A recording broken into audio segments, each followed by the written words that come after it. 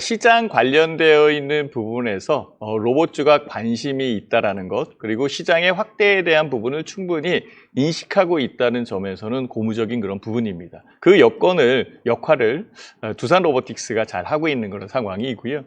두산 로보틱스 같은 경우에는 상장한 지 얼마 안 된 이후에 주가가 내려서 이제 반등을 하면서 일단 이번에 신고가로 움직이는 그런 상황이었죠. 그 부분에 다른 로봇주들 같은 경우에는 그 이후에 따라가는 그런 모습이 나타나는 것, 이것이 중요한 것으로 판단이 듭니다. 그래서 로봇 산업 자체적인 부분은 확대되고 있다라는 것이 좀 더 인식이 돼서 필요에 의해서 움직인다라고 한다면 함께 상승폭을 늘려가지 않을까라고 생각을 해요.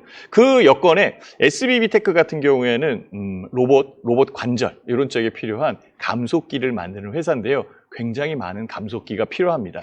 로봇에만 감속기가 필요한 것이 아니라 전기차용 자동차 이쪽에서도 굉장히 많은 감속기가 필요하거든요. 여기에 관련되어 있어서 제어와 통제 이런 것들을 할 수 있는 산업의 중심, 그러니까 로봇과 전기차 이 부분을 아우러서 중심에 있다라고 저는 판단을 해봅니다. 산업용 로봇의 핵심 부품입니다. 여기에 하모닉 감속기 같은 경우에 굉장히 부피를 작게 만드는 그런 감속기인데요.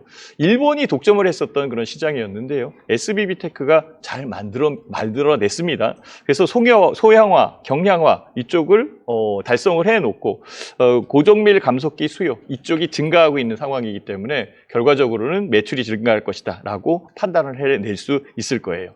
특히 일체화되어 있는 그 하모닉 감속기 아니면 감속기 관련되어 있는 부분에 모터, 제어기, 센서 이런 것들이 거의 일체화되어 있는 상황이기 때문에요. 치과용에서 쓰일 수 있는 상황과 방산 아니면 서비스 로봇 다양한 부분에서 사용할 수 있는 이 감속기, 이 여건이 SBB테크의 강점이다라고 말씀을 드릴 수 있어요. 여기에 두산 로보틱스 최근에 상장을 하면서 로봇 시장에 대한 확대 이 부분을 만들어 가는데요. 두산 로보틱스와 함께 정밀 감속기에 대한 테스트 그리고 양산화 과정을 거칠 수 있는 실험 이런 것들을 함께하고 있는 상황이기 때문에 매출은 추가적으로 더 늘 수 있다라고 판단을 할 수 있습니다. SBB테크 같은 경우에는 그룹적으로는 현대차 그룹에 많이 밀접되어 있는 그런 상황이기 때문에 관계적인 부분에서 많은 일을 함께 할 수 있는 종목이다라고 말씀드리고 싶어요. 그래서 지금 현재 가격이 올라오지 않았어요. 올라오지 않은 그런 상황이니까 매수하기가 굉장히 유리한 때다라고 저는 판단이 들거든요. 그래서 SBB테크 같은 경우에는 목표가 5만 원을 두고 현재 가격에서 올라오는 만큼 추격하는 게 맞지 않을까라고 생각을 하고 있고요. 손절가는 35,000원 이렇게 보면은 SBB테크의 투자 전략적 부분에서는 유리하게 작용하지 않을까 판단을 해봅니다. 2차 전지에 대한 종목들 가격들이 아직까지는 좀 비싸지 않느냐라는 그런 측면으로 좀 보고 있는 그런 상황이고요. 많이 내렸어요. 고점 대비해서 많이 내린 상황이기 때문에 반등력은 있겠다라고 생각을 하고 있습니다. 참고로 말씀드린다면 2차 전지에 대한 가격 경쟁력 이쪽이 너무 치열하게 진행되는 그런 상황이고요. 최근 전기차 판매에 대한 둔화 이런 부분들도 실제적으로는 2차 전지 시장에 대한 위축 정도를 약간 좀 더하게끔 만들어 놓는 그런 상황이죠. 그래서 향후에는 좋을 텐데 지금 현재 당장 낙폭과대에 의한 부분으로 들어가기에는 좀 힘들지 않을까라는 그런 생각도 하고요. 다른 종목들도 많다라고 말씀을 드리고 싶어요. LG화학 같은 경우에는 역시 2차 전지에 관련되어 있는 부분으로 설명을 해야 맞을 것 같아요. 최근에 주가가 많이 내린 부분도 거기에 해당되는 그런 상황이죠. 그렇지만 LG화학은 2차 전지뿐만이 아니라 실제 화학회사 국내 대표 화학회사로서 친환경 플라스틱 관련되어 있는 부분을 조금 더 가시화시키고 있는 그런 상황이라고 말씀을 드리고 싶어요. 유리한 부분입니다. 2차 전지를 본다라고 한다면 답답한 부분도 분명히 없지 않아 있는 그런 상황이지만 새로운 소재에 대한 개발 이쪽으로 본다면 LG화학 충분하게 현재의 가격대역에서는 반등도 할 수 있다라고 저는 생각을 해봅니다. 친환경 플라스틱, 생분해성 소재 이런 개발인데요. 소재에 대한 부분들은 지금 현재의 산업 구조에서 굉장히 필요합니다. 그래서 신소재에 대한 욕구가 굉장히 큰 그런 상황이고 이것뿐만이 아니라 새롭게 나오는 소재에 대한 관심도 의존도가 투자자들 입장에서는 꽤 큰 그런 상황이기 때문에 나노신소재도 그렇죠. 소재에 관련되어 있는 여건에서 꽤 유리한 그런 부분으로 판단은 듭니다. 그래서 고기능성, 생분해성 플라스틱 관련되어 있는 여건의 환경 문제 해결, 신소재 개발에 의해서 만들어지는 LG화학의 위치 이런 부분을 봤을 때는 현재 가격은 과도하게 내려 있는 부분이 맞습니다. 다만 여기서 투자에 대한 관점으로 봤을 때에는 낙폭과대다라고 얘기해서 굳이 급하게 살 필요는 없다라고 말씀을 드리고 싶고요. 현재의 가격이 큰 폭으로 내리는 부분에서의 반등이니까 이격, 지금 주력선으로 보이고 있는 1년선이라는 부분의 이격에 대한 이격 줄이기, 그래서 매매에 대한 여건의 가격이 올라오는 부분으로 봐야 돼요. 그래서 차익을 실현하는 쪽으로 보는 게 훨씬 더 맞다라고 저는 생각이 들고요. 그래서 그 부분에서 이격을 줄이는 가격 대역이 60만 원 정도로 잡힙니다. 그래서 60만 원 정도에는 물량을 줄여가는 게 맞다라고 생각이 들고요.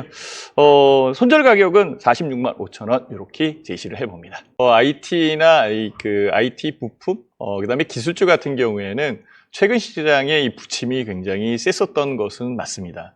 여기에 이제 반도체 시장이 올라오면서 전체적으로 IT 업종의 힘이 조금 실리는 그런 상황인데요. 세경하이테크는 기능성 필름을 제조하는 회사입니다. 거기에 IT 아니면 디스플레이에 들어가는 필름인데요. 요 부분이 삼성전자의 폴더블폰 이쪽에 많이 매출이 일어나고 있는 상황이기 때문에 중요한 종목 중에 하나죠. 특히 200% 무상증자가 있는 그런 상황이기 때문에 개인 투자자 입장에서는 무상증자를 받을까 아니면은 지금 올라오는 부분에서 팔까 고민이 많을 수 있는데요. 제 생각으로는 향후의 성장성을 바탕으로 봤을 때에는 무상증자에 대한 부분 받아도 괜찮지 않겠느냐라는 그런 생각을 해봅니다. 배정 기준일은 11월 30일입니다. 그리고 신주 상장일은 12월 20일이기 때문에 그 안에 움직이는 그런 상황이겠죠. 그래서 전체적으로 임박되어 있는 부분이다라고 볼 수 있고요. 그래서 그런지 주가는 좀 더 강하게 비트하고 올라오는 그런 상황이 보입니다.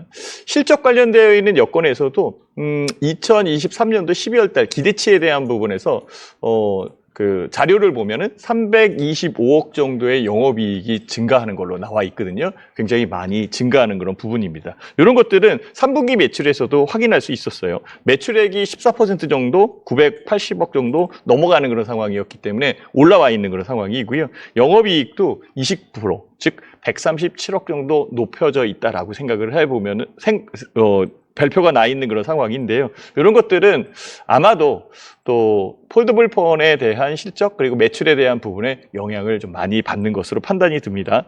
4분기 영업이익 추가적으로 더 올라올 것이다라고 예상을 하고 있고요. 오히려 호실적을 점치고 있는 애널리스트들도 꽤 있는 것 같아요. 그래서 현재의 가격 대역은 주가가 반등, 자율 반등에서 올라온 그런 부분은 있지만 추가적으로 상승할 가능성이 있다라고 저는 생각을 해봅니다. 그래서 이전에 바로 전 고점이 24,000원이었는데요. 2만 원이 넘는지 안 넘는지 그것까지는 확인해야 될 것 같아요. 그래서 단기적으로는 2만 원에 도달하는 것, 이 부분을 보는 게 중요할 것 같아서 목표가는 일단은 2만 원으로 잡아놓고 그다음에 손절가는 16,000원 이렇게 보시면은 충분하게 수익을 낼 수 있는 구간 안으로 들어가지 않겠나라고 생각을 해봅니다. 지금 현재는 주가가 상승한 그런 여건이기 때문에 매매하기가 조금 부담스러울 수 있어요. 그래서 갖고 있는 사람들 같은 경우에는 2만 원에 들어왔을 때에 추가적으로 올라온다면 홀딩해서 무상증자까지 진행하는 게 유리하다라고 판단이 들고요. 지금 접근한다라고 한다면 자율 반등에 의해서 급하게 올라온 부분이 분명히 있거든요. 그래서 이 부분에서는 접근을 2만 원 안착돼서 움직이는 것을 보고 추적하는 게 오히려 현명하지 않겠나. 그래서 배당을 받는 것까지 생각을 해서 투자하는 게 맞겠다라고 생각을 해서 이원화 전략으로 말씀을 드리도록 하겠습니다. 낙폭과대에 대한 시각이 훨씬 더 맞는 것 같아요. 그래서 낙폭과대에 대한 여건에 이격 줄이기를 하고 있는 그런 상황이고요. 현재 가격은 이격을 줄이는 그 가격만큼 올라올 것이다라고 저는 판단을 해봅니다. HD 현대 건설기계 좋은 회사입니다. 누가 뭐래도 그래도 1위의 기업이다라고 말씀드릴 수 있겠죠. 그래서 신용등급에 대한 상향, 한국 신용평가도 그렇고 나이스 신용평가도 마찬가지로 신용등급이 상향된다는 것은 향후의 실적적 부분이 유리하게 작용할 것이다라고 판단을 하기 때문에 그럴 거예요. 그렇다면은 기업적 측면에서는 유리한 그런 상황이겠죠. 특히 여기에 북미 시장에 대한 매출, 이게 또 호재로 작용할 것 같아요. 그쪽에 뭐 포크레인이든 아니면 중장비든 아니 건설 기계, 산업용 기계 이런 쪽에 매출이 늘어나고 있는데요. 지금 뭐 나와 있는 보도에 보면은 40% 이상 올라왔다라고 이렇게 얘기가 나오더라고요. 건설 장비, 산업용 차량 생산 가속도가 붙고 있는 그런 상황인데요. 실적적 측면 이런 쪽은 약간 좀 불협화음으로 작용을 하죠. 그래서 주가 자체적인 부분은 꽤 많이 내린 거고 낙폭이 확대되어 있던 상황이다라고 볼 수 있어요. 뉴스에 대한 이슈죠. 뉴스가 나오면서 이슈가 작용을 했고 이슈가 작용한 부분에서 주가가 올라오는 상황이니까 현재의 가격에서는 반등 구간이고 반등에 대한 부분으로 보시는 게 훨씬 더 유리한 것 같아요. 그래서 지금 가격 대역에서는 반등에 대한 이격을 줄이는 이 가격 대역으로 보셔야 되고 6만 원 정도를 목표가로 잡고 보시는 게 맞을 것 같아요. 손절가는 하단을 이탈하면 안 되는 그런 상황이기 때문에 44,000원을 보고 투자를 하시는 게 맞지만은 낙폭 과대에 의해서 뉴스에 의해서 움직인 거니까 조금 더 지켜봐야 돼요. 이 주가가 올라온다라고 한다면 전체적인 건설 시장이 올라와야 되는데 비교할 수 있는 부분은 현대건설인 것 같아요. 그래서 현대건설의 주가가 안정적으로 움직이고 올라오는 부분이 확인되고 그 다음에 HD 현대건설 기계가 움직이는 것이 확인된다라고 한다면 유리한 부분이지 않겠나라고 판단을 해봅니다.